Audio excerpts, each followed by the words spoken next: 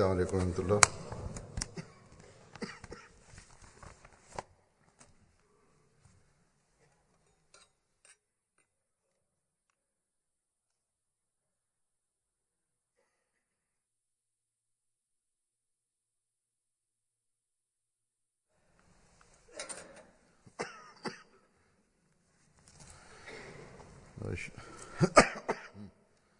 أشهد أن لا إله إلا الله وحده لا شريك له وأشهد أن محمدا عبده ورسوله أما بعد فأعوذ بالله من الشيطان الرجيم بسم الله الرحمن الرحيم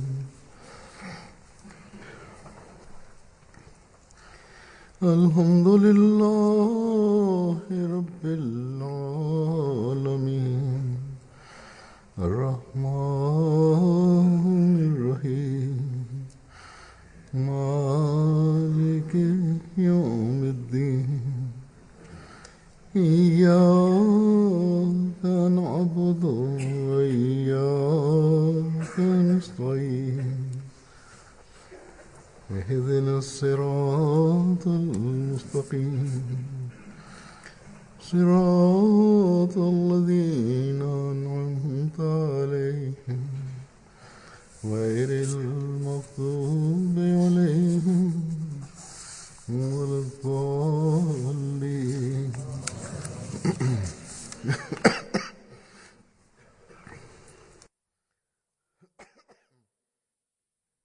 Dünyada genellikle görülür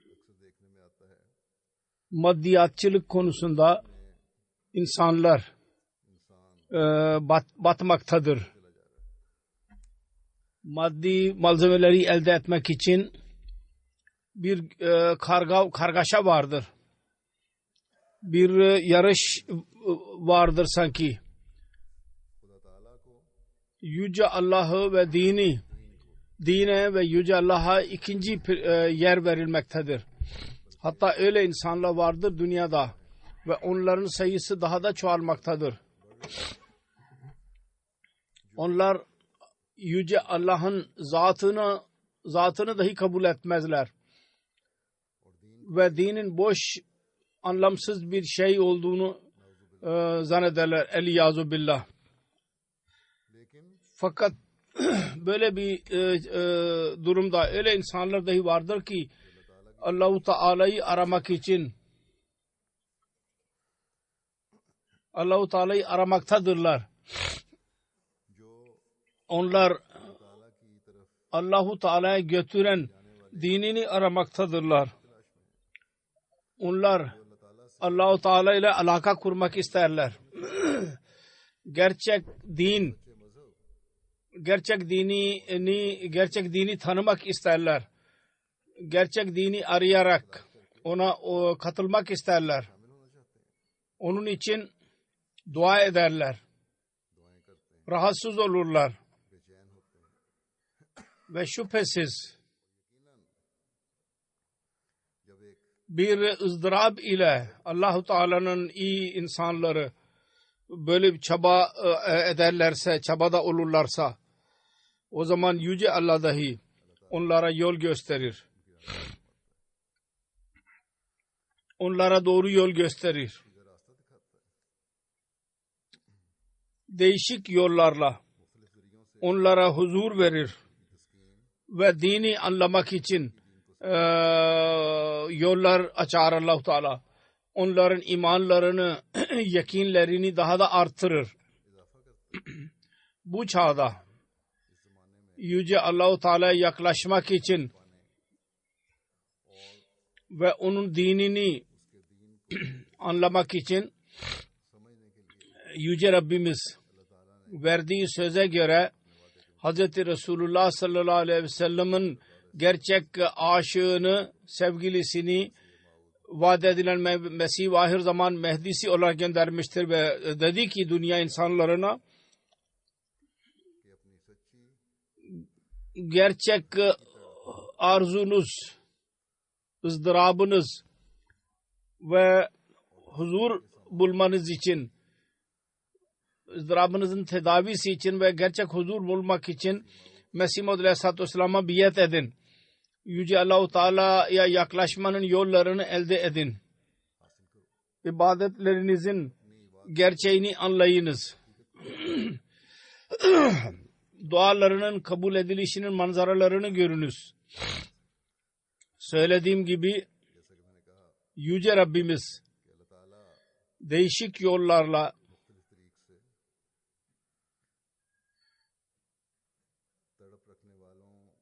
ızdırap sahibi kimselere doğruluğa rehberlik eder ve onların imanlarını daha da artırır. Ahmediye cemaatinin geçmişi dahi ve şimdiki zamanı dahi öyle hadiselerle doludur.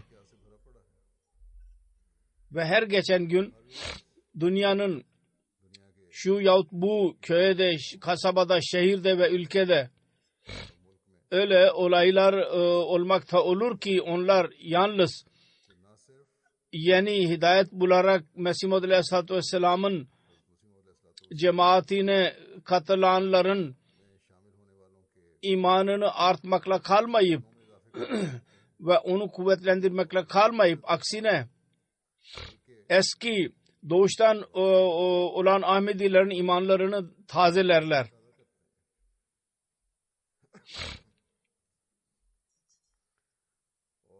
Ve onların imanlarının artmasına sebep olurlar. Şu anda ben öyle bazı olaylar ve insanların tecrübelerinden bahsedeceğim. Nasıl Yüce Rabbimiz yalnız kendi lütfuyla insanların hidayeti için yol açmaktadır.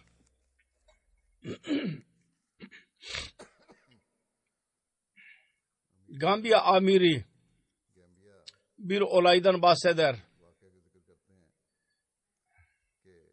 Miamina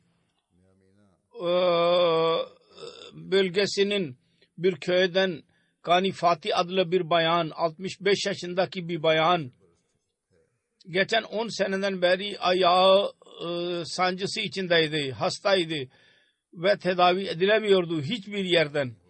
Bu sancıdan dolayı yürüyemez hale gelmişti. Tedavi için kendi köyünden uzak bir yer vardır, Banson.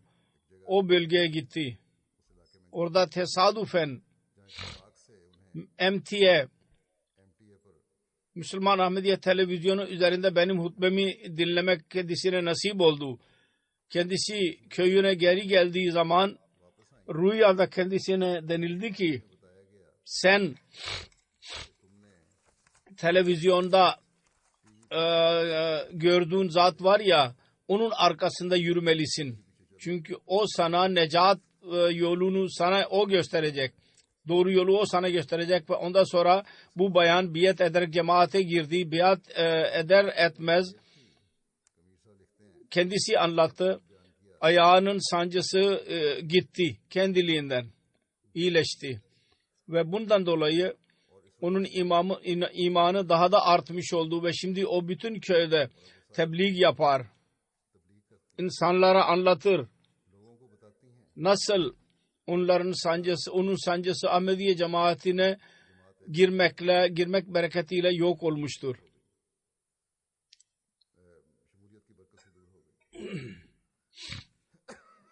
Yüce Rabbimiz dahi kimi korumak isterse onun hayırı üzerine yahut kimin hayırını severse onun için çok acayip yollarla onlara rehberlik eder. Maddiyatçı bir insan diyebilir ki bu köyde yaşayan cahil, bilgisiz bir bayandır, bir kadındır. Onun kalbinin bir vahimesi olacak. Ancak Allah-u Teala iman vererek onu daha da kuvvetlendiren birisi böyle maddiyatçı insanlara cahil derler. Aynı şekilde Burkina Faso Batı Afrika'nın Fransızca konuşan bir ülkesidir. Çöldür. Çöle yakındır. Hatta çölün bir kısmı Burkina Faso ülkesindedir. O uzak ülkede yaşayanlardan birisine Allah-u Teala nasıl rehberlik etti. Ve yalnız ülke uzak değil. O ülkede dahi küçücük bir kasabada ya köyde yaşayan birisinin hadisesidir bu. Bu konuda Muballigh in charge, oradaki murabbi hocamız dedi ki bir cemaatimizin bir dostu Savadu adlı Jalsa Salayana Cermani'den sonra cemaatimize girdi. Ahmediye cemaatine girdi. O anlatıyor. Diyor ki Ahmediye cemaatinin radyosunu hep dinlerdi ve eğer cemaatin bir delegesi tebliğ için onun köyüne giderse köyünün etkili bir üyesi, bir kişisi olduğu için onlara hoş geldiniz derdi ve tebliğ yaptırırdı. Ahmedi değildi kendisi. Ancak Ahmedilere sempati gösterirdi. Belli bir müddet sonra hocalar bunu öğrendiler. Mollalar diyor ki bana geldiler ve dediler ki sen Ahmediye radyosunu hiç dinleme ve Ahmedilerle hiç görüşme. Onlarla dostluk etme çünkü onlar senin İslam'ını bozacaklar. Diyor ki Mollaların sözlerinden dolayı ben Ahmedilerle görüşmeyi terk ettim. Ve Ahmediye radyosunu dahi dinlemeyi terk ettim. Belli bir müddet sonra tesadüfen ben yolculuktan geri geliyordum. Namaz kılma gayesiyle bir camiye girdim. Küçük bir köy vardı, o da cami vardı. Namaz başlamıştı ve onun için ben abdest almaya başladım çarçabuk. Bu arada başka bir adamın birisi camiye girdi ve dedi ki bu Ahmedilerin köyüdür ve cami dahi Ahmedilerin camisidir. Bunu duyar duyamaz ben dedim ki ben nerede yakalandım? Ben uzun zamandan beri bunlardan kaçınıyordum. Sonra yavaş yavaş abdest almaya başladım ki namaz bitsin ve kendi namazımı ayrı kılacağım.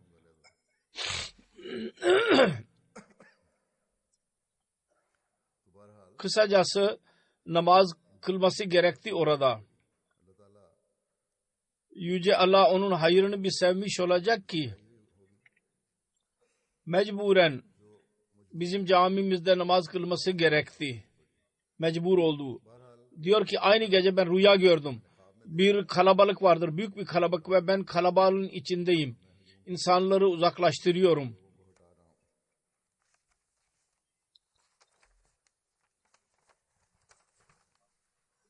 Ve daha ileri gidince ben görüyorum. O da adamın birisi vardır. Ve binlerce insan vardır onun etrafında. Ben adamın birisine soruyorum. Bu kimdir? Ki onun etrafında o kadar insan vardır. O cevap veriyor ve diyor ki bu senin bunun sözünü dinlemelisin. Fakat mollalar seni asıl yoldan ayırmıştır. Bu o zattır. Ben hemen uyandım. O rüyanın o kadar etkisi oldu benim üzerimde ki ben Ahmedilerle tekrar irtibat kurdum. Sonra ben bir gün merkeze telefon ederek Murabbi Bey'e dedim ki ben biat etmek istiyorum. Murabbi Bey dedi ki filan gün merkeze gel. Ben o gün merkeze gittim. Orada bütün insanlar televizyonda bir şey görüyorlardı.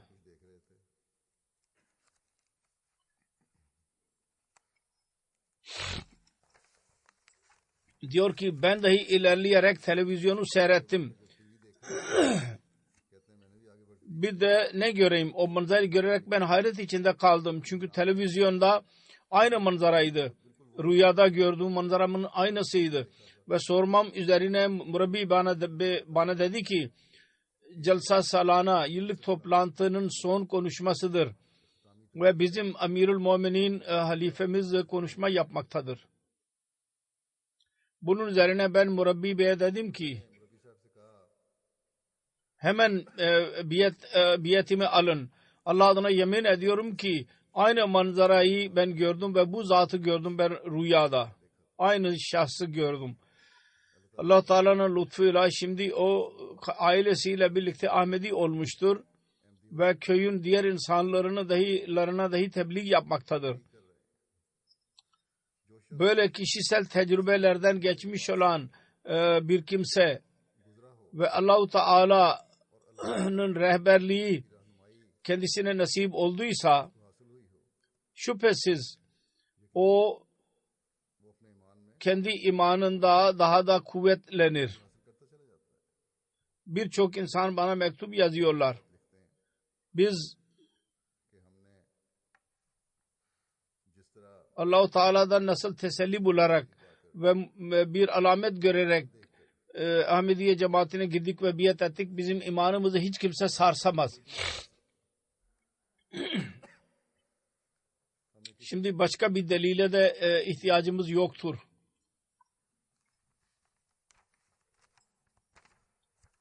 Bazı kimseler muhalefette o derece inat ederler ki akıllı bir sözü dahi dinlemek istemediler. Fakat öyleler dahi vardır ki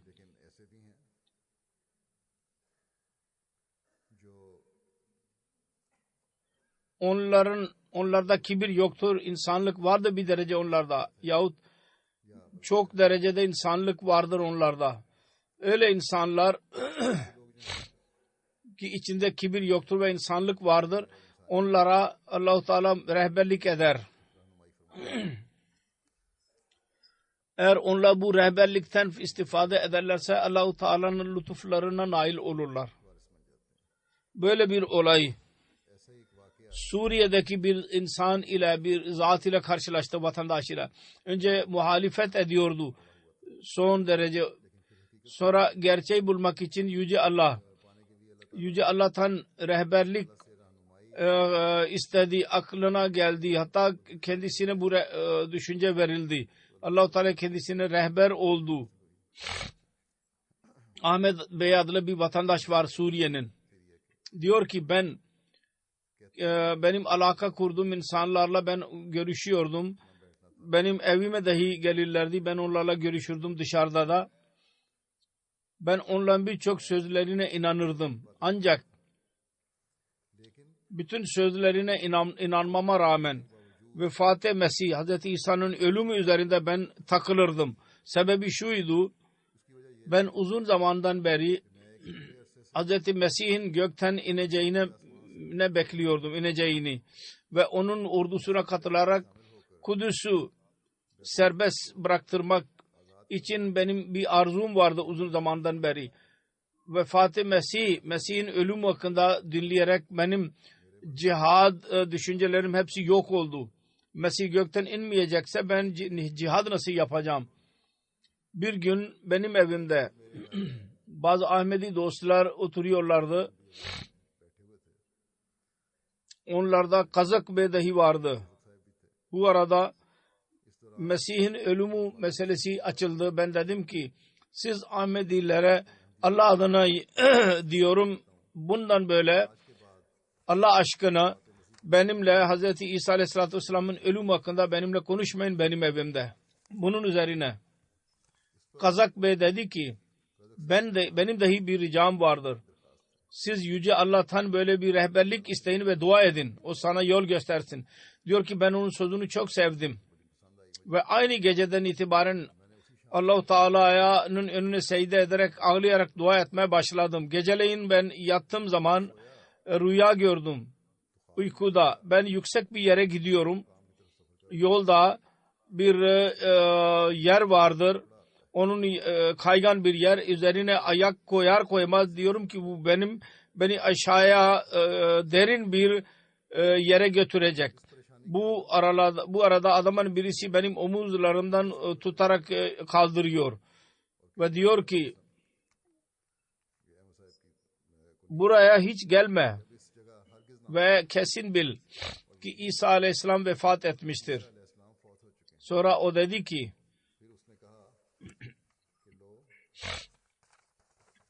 şimdi yolun üzerine yürüdü. Ben uyandığım zaman Ahmedi kardeşime telefon ederek dedim ki ben Kazak Bey'in yanına gitmek istiyorum. Biz ikimiz Kazak Bey'in evine gittik. İçeri girer girmez orada bir resim vardı duvar üzerinde. Ben de şaşırdım. Bu kimin resmidir diye sordum. Dedi ki bu vaat edilen Mesih Aleyhisselam Mehdi Ahirüzzaman Aleyhisselam'ın resmidir. Bunu duyar duymaz ben dedim ki ben hemen biat etmek istiyorum.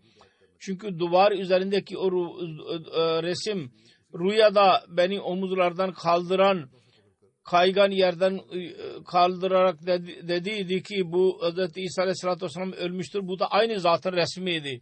Söylediğim gibi Yüce Allah değişik yollarla dini anlamak ve doğruluğu bulmak için yollar açmaktadır. Bazen rüyalar vasıtasıyla ve bazen tebliğ vasıtasıyla. Bazen bir insanı Ahmediye cemaati tarafından İslamiyet'in gerçek talimatı hakkında bir kitap yahut literatür bularak onu okumakla, bazen bir Ahmedi'nin ahlakından etkilenerek Ahmediye gerçek İslamiyet'i kabul eder. Birçok insan vardır bugünlerde ki emtiye vasıtasıyla dahi gerçek İslamiyet'in bilgisini alarak Ahmediye cemaatine girerler.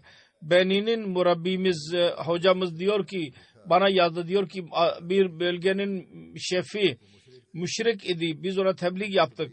O Ahmedi olarak gerçek İslamiyet'e göre amel etmeye başladı. Bir kalp şirkin yeriydi. Allah-u Teala'nın önüne eğilen oldu. O kadarla kalmayıp o bölgedeki Müslümanlara dahi gerçek İslamiyet'e doğru davet edenlerden birisi oldu. Onun bölgesinde bir caminin açılışı oldu. O zaman kendisi bir konuşma yaptı. Onun bir kısmını onun kelimeleriyle beyan ediyorum. O diyor ki şef, oradaki chief, Müslüman oldu, müşrik olan, dedi ki ben anlayamıyorum. Gayri Ahmediler niye Ahmedi cemaatine karşı çıkıyorlar? Bugün ancak Ahmedi cemaati İslamiyet'in mesajını dünyanın kenarlarına götürmektedir. Ben bir yıl önceye kadar müşrik idim ve müşriklerin kralı idim. Ahmedi cemaatinin murabbisi benim düşüncemi değiştirdi ve İslamiyet'in gerçek çehresini bana gösterdi. Ben Müslüman oldum, İslam oldum. İslamiyet'e girdim. Eğer Ahmediye cemaati Hristiyanları ve müşrikleri İslamiyet'e getiriyorsa o zaman siz ne sancı duyuyorsunuz? Bu cami bütün insanlar için açıktır.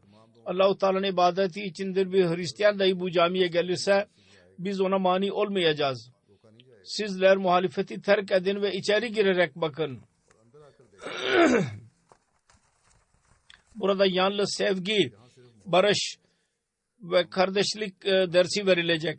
Ahmediye cemaati yalnız ve yalnız dünyanın iyiliğini ister.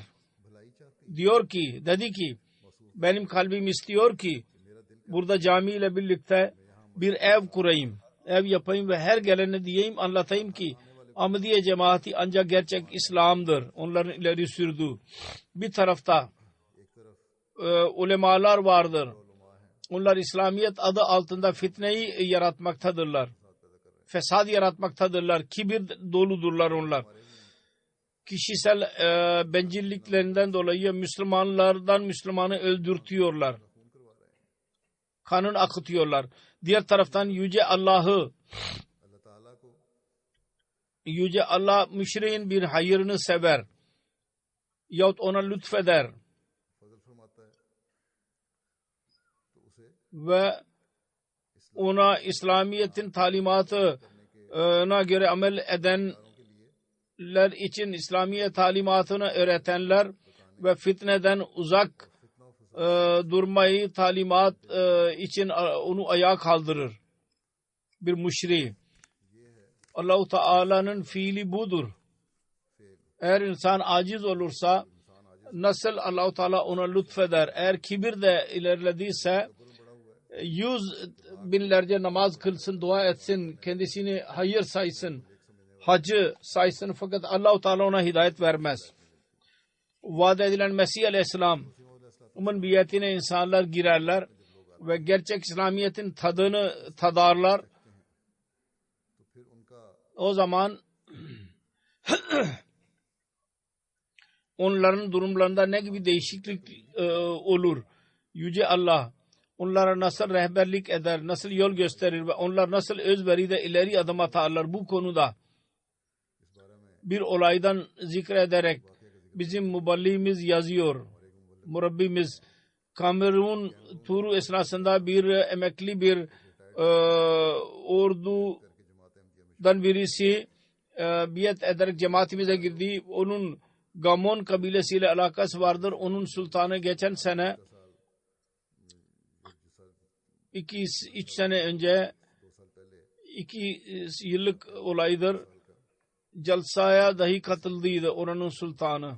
Diyor ki bu sene Kamerun'a turunu yaptık. Kendisiyle tekrar görüştük. Dedi ki cami için ben bir saha vermek istiyorum cemaate. Diyor ki ben ve cemaat, sadır cemaat sahayı görmek için gittik. Bir de ne bakalım ki orada bir bodrum daha açmıştır. Yapılış vardı. Bunun üzerinde ev yapmayı düşünüyordu.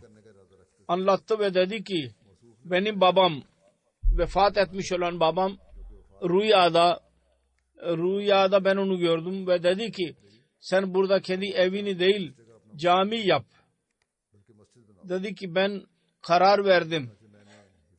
Saha ve başladım binayı cemaate vereyim. Ki cemaat burada cami yapabilsin.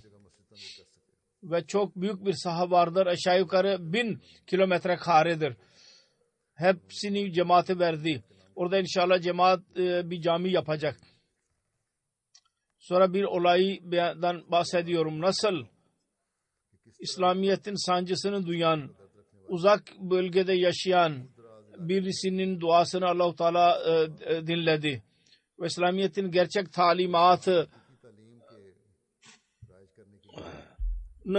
ona öğretmek için bir Ahmedi bir murabbi ona gönderdi. Bunu beyan ederek Fil Dişi sahilinin bir muallimi vardır. Bana yazıyor. Diyor ki Fil Dişi sahilinde şimdi uzak bir köyde Yavkuru'dan Saidu adlı birisi beyan ediyor. Onun köyünde İslamiyet dedesi vasıtasıyla geldiydi. Onun dedesi vasıtasıyla o köye İslam geldi. Ancak yavaş yavaş insanlar İslam'dan uzaklaştılar. Öyle ki İslam yalnız sözde kaldı.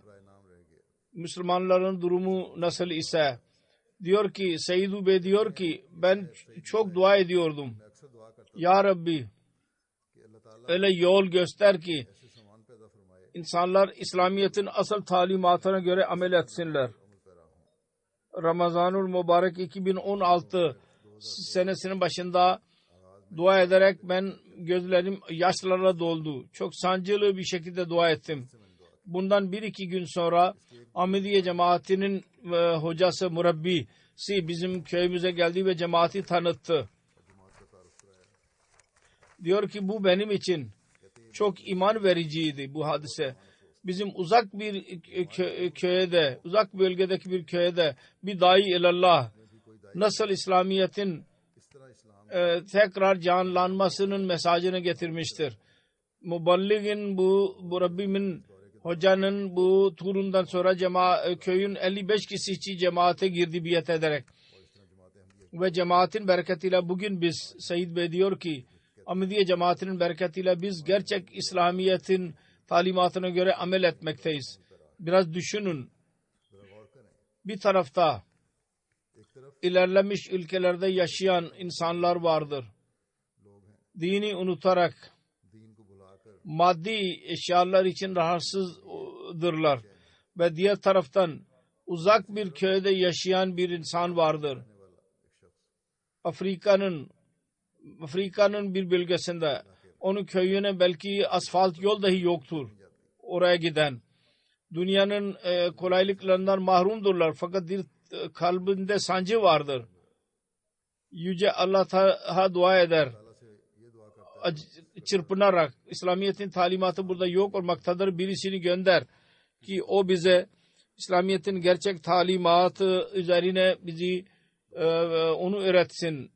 O konusunda bize bilgi versin ve sonra Allah-u Teala'nın kaderiyle vaat edilen Mesih Aleyhisselatü Vesselam'ın bir kölesi o bölgeye kadar ulaşır. Ve onlara İslamiyet hakkında bilgi verir. Çünkü bugün dünyaya İslamiyet'in gerçeğini anlatabilirse ancak Mesih Aleyhisselatü Vesselam'a inanmış olan birisi ona öğretebilir ve kendisi vasıtasıyla İslamiyet'i tanımış olan birisi onlara bunu yapabilir. Onun için aramızın her birimizin bir görevidir. Biz sancı ile İslamiyet'in gerçek talimatını dünyaya yaymak ve her insana ulaştırmak için dua edelim ve çaba dahi sarf edelim. Söylemek için birçok kuruluş vardır. Sözde kuruluşlar, bazı taifeler vardır. Onlar İslamiyet adı altında çalışıyorlar. Tebliğ cemaati vardır dahi. Fakat her cemaat kendi kişisel menfaatlarının peşindedir. Muhalefette birbirinden daha kafirlik fetvasını dahi vermeye hazır olurlar. Onlar İslamiyet'e ne hizmet edecekler? Bu görev bugün Mesih-i Muhammed'in köleleri yapmaktadırlar ki İslamiyet'in mesajını ulaştırsınlar. Bizim görevimizi Allah-u Teala işimizi kolaylaştırmaktadır. Birisine rüya vasıtasıyla yol göstermektedir. Birisine başka bir yolla yol göstermektedir. Onun için eğer biz biat hakkını vermek istiyorsak vaat edilen Mesih Aleyhisselatü Vesselam'ın yardımcılarına katılmaya çalışmalıyız. Biatten sonra nasıl olmalıyız? Ne yapmalıyız? Nasıl olmalıyız? Bu konuda vaat edilen Mesih Aleyhisselam şöyle diyor. Geleneksel biatin bir faydası yok. Öyle bir faydadan istifade etmek zordur. O Mesih Aleyhisselatü Vesselam ile birlikte olan bereketlerden istifade edilemez. Yalnız geleneksel bir biat ile. Dedi ki ne zaman kendisine bereketle verilecek, kendi varlığını terk ederek sevgiyle ve ihlas ile onunla birlikte olduğu zaman olacak. Münafık Hz. Resulullah sallallahu aleyhi ve sellem ile birlikte gerçek alakası olmayışından dolayı sonunda imansız kalır. Onun gerçek sevgisi ve ihlas nasip olmaz. Onun için zahiri la ilahe illallah onun işine yaramadı. Bu ilişkileri çoğaltmak gereklidir. Sevgi ve ihlasın alakasını çoğaltmalıyız. Mümkün olduğu kadar. Yani mürşid ile birlikte onun rengine girmeliyiz. Hem inançta hem de işlerde. O nasıl ise onun siz de aynı şekilde olmaya çalışın. İnsanın ömrüne bir güvence yoktur. İbadete yönelmeliyiz hemen. Ve sabahtan akşama kadar hesap etmeliyiz. Ben nasıl hayatımı geçiriyorum?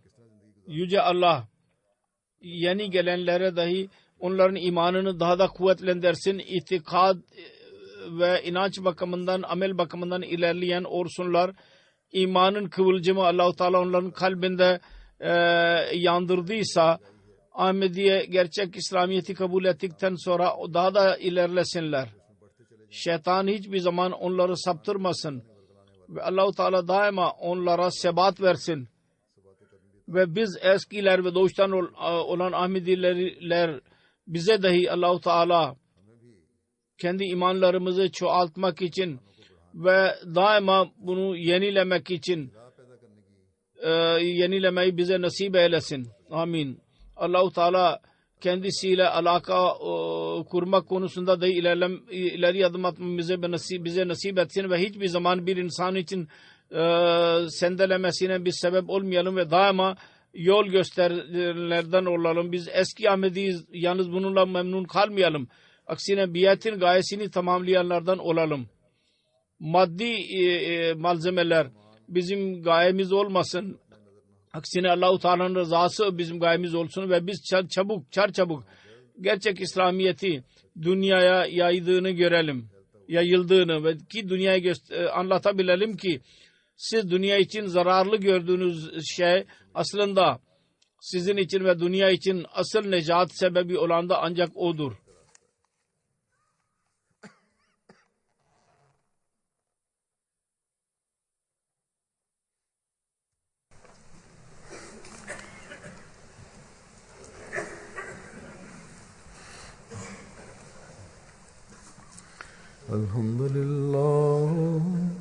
Elhamdülillah nahmeduhu ve nestainuhu ve nestağfiruh ve nu'minu bihi ve netevekkalu aleyh ve na'uzu billahi min şururi enfusina ve min seyyiati a'malina.